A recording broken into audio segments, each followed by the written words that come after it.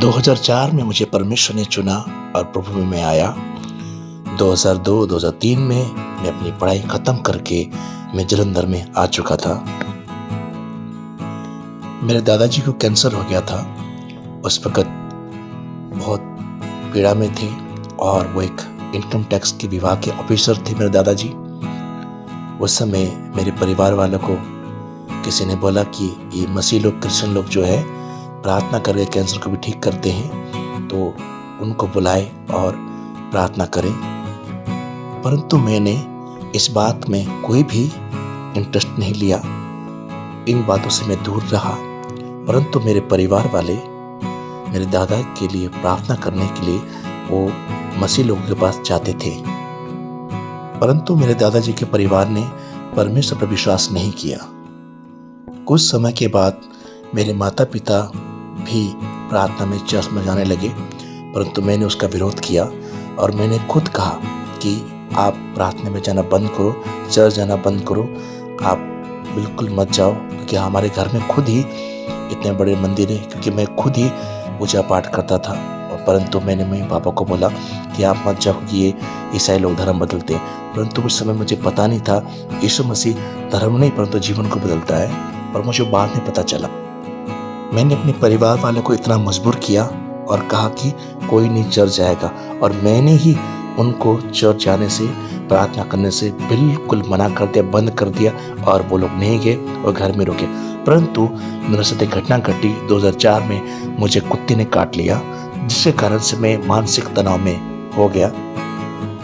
उस वक्त मेरे अंदर एक ही चीज था कि मुझे आत्महत्या करना है, क्योंकि शारीरिक और मानसिक दोनों ही अटैक को मैं झेल रहा था और मैं किसी को बता नहीं पा रहा था। परंतु मैंने एक बार सोचा कि मैं अब आत्महत्या करूंगा, और तब मैंने नशे की हैवी डोज लेना शुरू किया ताकि मैं मर जाऊं, क्योंकि मुझे अब जीना नहीं है, अब मुझे मरना है।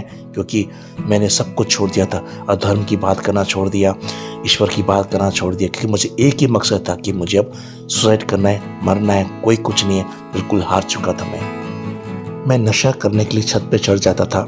मैं नशा इसलिए करता था, हैवी नशा, ताकि मुझे अटैक का असर ना पड़े या उसका मुझे सदमा ना लगे।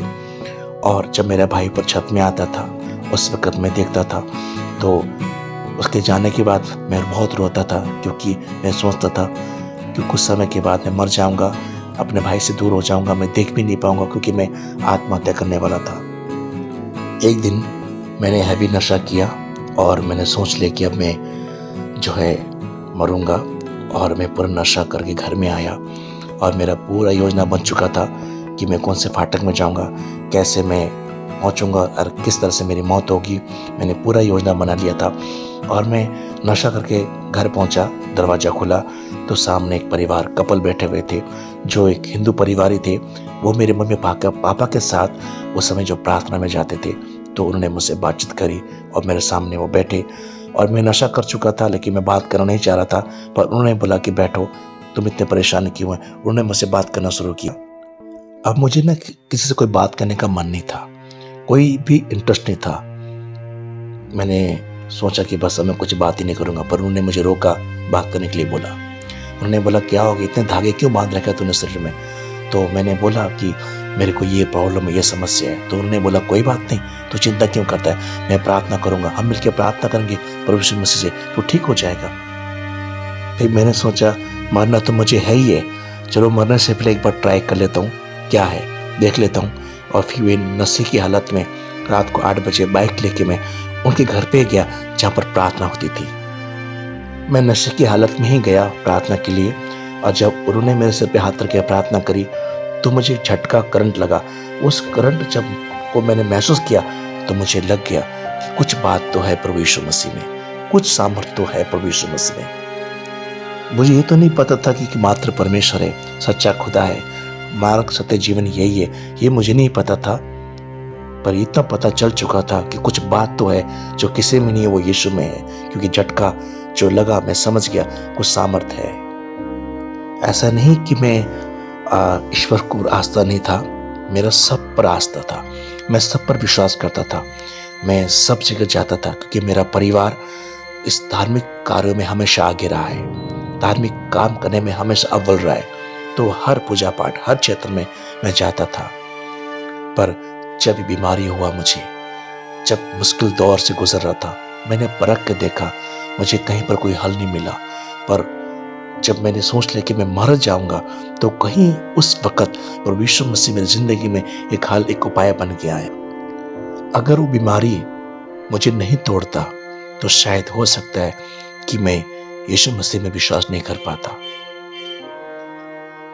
क्योंकि मैं तो धर्म का पुजारी था, सिर्फ मुझे धर्म से मतलब था। लेकिन बाद में मुझे पता चला कि यीशु मसीह धर्म बनाने नहीं आया, बल्कि जीवन को बदलने आया, जीवन देने आया। धर्म तो इंसान ने बनाया, प्रभु ने तो जीवन को दिया। वो मुझे बाद में पता चला। मैंने देखा कि पूरी बाइबल में ईसाई नाम का कुछ शब्द नहीं है।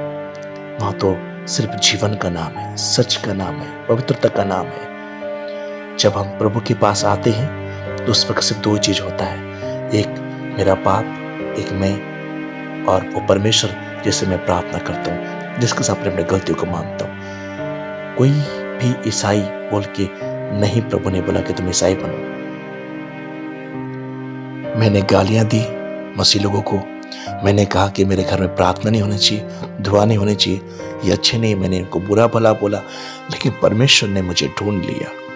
और ये बात मैं जान गया, जब प्रभु के लोगों ने मुझे पहली प्रार्थना करी, तो मैं समझ गया कि हाँ, एक परमेश्वर है जो मेरे जीवन को बदल सकता है। आज लोग मुझे जब देखते हैं तो कहते हैं कि शायद मैं स्वर्ग से उतरा हूं, कोई मैं स्वर्गदूत हूं, पर ऐसा नहीं है। मेरी इतिहास बहुत खतरनाक है। मैं सच बोलूं तो पहले, प्रभु में आने से पहले, मैं बहुत बड़ा पापी था। हद से ज्यादा मैंने पाप किया, लेकिन यीशु मसीह ने मुझे चुन लिया और मेरे पापों को माफ कर दिया। मेरे पास पैसा था, अच्छा काम था, बिजनेस था, किसी बात की कमी नहीं थी। पर कमी थी तो चंगाई की, कमी थी तो सच्चे परमेश्वर की। एक दिन अपने काम से जब मैं शाम को गया, क्योंकि मैं जुआ खेलता था, एक जुआरी था मैं, तो उस समय जब जुआ खेल रहा था तो मेरे दोस्त के साथ लड़ाई हो गया, और लड़ाई बहुत ज़्यादा हो गया, और इस कारण से मैं बहुत अपने आप में निराश हो गया। मैं आपको बोलना चाहता हूँ, मैं एकदम से नहीं बदला। पहली प्रार्थना होने के बावजूद भी मेरे अंदर कमियां थी, परंतु जब मैं रोज संगति करने लगा, प्रार्थना करने लगा, जब बाइबल पढ़ने लगा, तो जाके मेरी कमियां मेरे जीवन से वो दूर होने लगा। क्योंकि धीरे धीरे परमेश्वर ने मेरी जिंदगी में अद्भुत आश्चर्य कर्म करना शुरू किया। जब मुझे पता चला कि इसमें बपतिस्मा लिया जाता है, अपना जीवन प्रभु को दिया जाता है, तो फिर मैंने अपने दोस्त के साथ योजना बनाया कि भाई मैं बपतिस्मा लेने जा रहा हूँ, बपतिस्मा लेने वाला हूँ, उससे पहले ना मैं छक के दारू पीऊंगा, उसके बाद जाके बपतिस्मा लूंगा। और ये बात मैंने पास्टर को बता दी। पास्टर ने कहा नहीं, ऐसा नहीं करना। तो पास्टर ने कहा कि नहीं, ऐसा नहीं करना। और प्रभु के दास ने बोला कि आप वादा करो कि आज के बाद तुम नशा नहीं करोगे, दारू नहीं पियोगे। और उसी वक्त मैंने प्रभु के सामने वादा किया कि मैं आज के बाद नशे नहीं करूंगा, हाथ भी नहीं लगाऊंगा। और तब से लेके मैंने नशा पूरी तरह छोड़ दिया। ऐसा नहीं है कि विश्वास करने के बाद मेरे जिंदगी में सब कुछ ठीक हुआ, बल्कि मैं और परेशान भी होना शुरू हुआ, क्योंकि मैं मानसिक तनाव था, फिजिकली तनाव से था, और बहुत सारे मुश्किल का सामना कर रहा था। मैं विश्वास में आ गया था, प्रार्थना कर रहा था, लेकिन बहुत सारी चुनौतियों का सामना मुझे करना पड़ रहा था। बिल्कुल बहुत ज़्यादा तकलीफ से मैं गुजर रहा था उस वक्त, और दुष्ट आत्मा का बहुत भयंकर अटैक मेरे ऊपर होना शुरू हुआ। उसको मैं फेस कर रहा था, और खासकर मेरे परिवार की तरफ से भी बहुत मुश्किलों का सामना कर रहा था। जिस परिवार को एक समय मैं रोकता था कि चर्च नहीं जाना, आज वो परिवार मुझे रोकने लगा। बोल रहा तो नशा कर, जो मर्जी कर, पर तू चर्च नहीं जाएगा, तो प्रार्थना नहीं करेगा, तो दुआ बंदगी नहीं करेगा। मुझे हर तरफ से मुश्किलों का सामना करना पड़ रहा था प्रभु में आने के बाद भी। मेरे रिश्तेदार मुझे बोलते थे कि तू जो है अपने वापस धर्म में आ जा, तू प्रार्थना करने मत जा, और कुछ ऐसे भी बोलते थे कि भाई देख, तेरे पास्टर को मारेंगे, तेरे पास्टर को पीटेंगे, चाहे तू प्रार्थना करना चाहता है वो हंगामा मचाएंगे। ऐसी धमकियां मुझे देना शुरू किया। मुझे इन चीज़ों का सामना करना पड़ा प्रभु यीशु में विश्वास करने के बाद। कभी कभी लोग सोचते हैं कि हाँ, यीशु में आ गया सब कुछ ठीक हो जाएगा। बिल्कुल नहीं। आपकी ज़िंदगी में यीशु के आने के बाद, विश्वास करने के बाद संघर्ष शुरू होता है। कि बाइबल कहती है कि जो धार्मिकता का जीवन जिएगा वो सताया जाएगा। और सतावट कई बार हो सकता है बाहर से हो सकता है परिवार से हो, पर सतावट जरूर आपके ज़िंदगी में आएगा। यीशु को भी आया और आपको भी आएगा।